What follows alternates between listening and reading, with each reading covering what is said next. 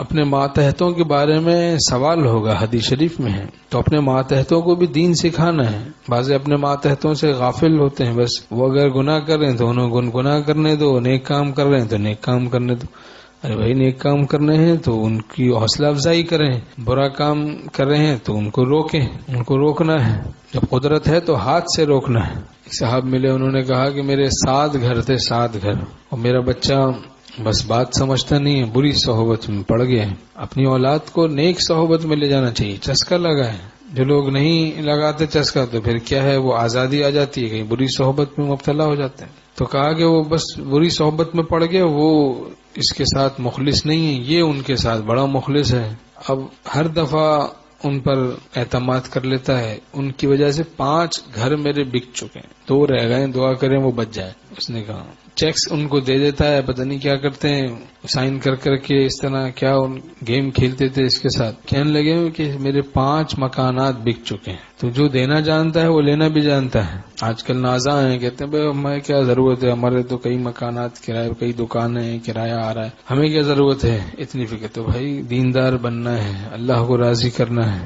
حضرت مولانا مدر صاحب دامت برکاتہم سے سنا ہم نے، فرماتے تھے جو نافرمان اولاد ہوتی ہے وہ ایسی جیسے چھٹی انگلی، وہ دیکھنے کو بری لگتی ہے اور کاٹنے کو تکلیف ہوتی ہے۔ دیکھنے کو بری لگ رہی ہے اور کاٹنے کو تکلیف ہو رہی ہے۔ اب تعلق کو قطع کرو تو بیمار پڑ جاتے ہیں، اور تعلق کو ان سے بحال کرو تو وہ دھوکہ دے دیتی ہیں اولاد۔ اب کیا کریں بھائی، تجھے اولاد کا غم یاد ہوگا اگر تو صاحب اولاد ہوگا۔ ہمارے طالب رحمۃ اللہ فرماتے ہیں تجھے اولاد کا غم یاد ہوگا اگر تو صاحب اولاد ہوگا۔ جو صاحب اولاد نہیں اسے کیا پتا بھائی اولاد کا کیا غم ہوتا ہے۔ ایک صحابہ ہے کہنے کے بس میں کیا بتاؤں، ہر وقت بچے ٹی وی میں لگے رہتے ہیں، بے دینی، گھر میں یہی چل رہا ہے بس، نماز وغیرہ نماز بھی نہیں، کوئی تقوی کا اہتمام نہیں، بس گناہ ہی گناہ چل رہے ہیں۔ اب میں بوڑھا ہو گیا ہوں، میں کیا بتاؤں، بچے بڑے ہو گئے ہیں، اب میں کیسے یہ سب کروں، نکالوں کہ میں نے کہا ابھی نکالیں ٹی وی کی لعنت، نماز روزہ یہ چیزیں سکھائیں۔ کہنے بس اب میرے اختیار سے باہر ہو گیا۔ میں نے کہا اچھا ٹی وی لایا کون تھا؟ میں ہی لایا تھا،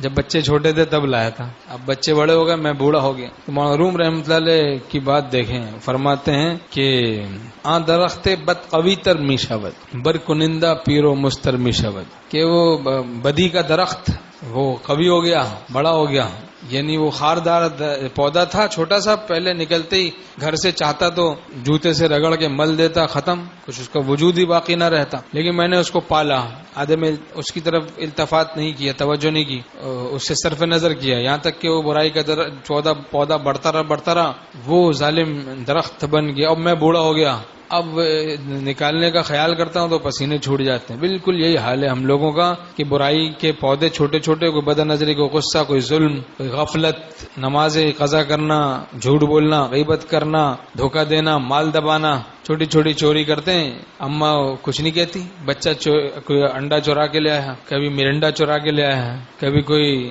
ڈنڈا چورا کے لے آیا ہے، کبھی کوئی گنا چورا کے لے آیا، چوری ہے نا۔ اب گھر پہ گھسا، گھر میں داخل ہوا، اب اما نے کچھ نہیں کہا، اما نے کہا بیٹا بڑی اچھی چیز لایا آج تو اور ہمیں بھی کھلاؤ گنا، اور ذرا اب ابا نے بھی اس کی حوصلہ افزائی کی۔ اب کیا کیا ہے، چور کو، ظالم کو ڈاکو بنانے کا انتظام کیا۔ اب سختی کا کوئی تو مصرف ہوگا، غصے کا کوئی تو مصرف ہوگا، مناسب طریقے سے، حکمت کے ساتھ طریقے سے غصہ حسب ضرورت کرتے، اس کو نفرت دلاتے، مراد ہے دل میں نفرت پیدا کرتے، اس کی تلافی کرتے، بھئی کہاں سے لے آیا، لے جاتے، واپس رکھتے، اس کو جس کا نقصان کیا اس کو نقصان کو بھرتے۔ بہرحال تاکہ آئندہ کی ہمت نہ ہو تو یہ چھوٹی چھوٹی چوریوں پہ حوصلہ افزائی کی جاتی ہے، چھوٹی چھوٹی برائیوں پر حوصلہ افزائی کی جاتی ہے، یہاں تک کہ پکا بڑا بدمعاش بن جاتا ہے۔ اپنے گھروں سے آلات معصیت کو نکالیں، ٹی وی کی لعنت کو نکالیں۔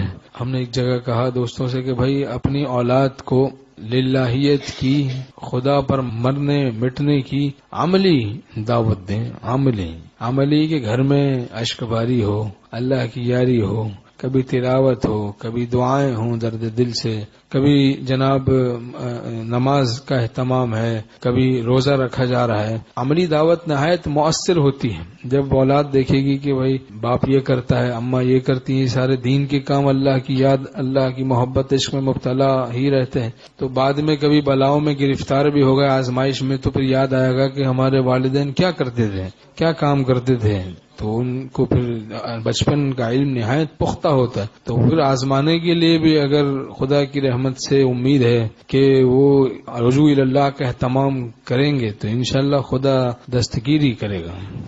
اب کیا ہے، بچپن کا علم تو نہایت پختہ ہوتا ہے۔ اب بچپن میں بچے نے تو یہی دیکھا ہے، کبھی اماں کے کان پہ موبائل لگا ہوا ہے، کبھی وہ جناب ابا کرکٹ دیکھ رہے ہیں، کبھی جناب ڈرامے چل رہے ہیں، کبھی دیکھو تو وہ لڑکیوں سے گپ شپ چل رہی ہے، کبھی اس طرح یہی چکر چل رہے ہیں سارے۔ تو کیا ان کو دین سکھایا؟ دین برباد کیا اپنے عمل سے، اولاد کو برباد کیا۔ دین سکھانا ہے۔ یا ایھا الذین آمنوا قوا انفسکم واہلیکم نارا، اے ایمان والو اپنے کو اور اپنے گھر والوں کو آگ سے بچاؤ۔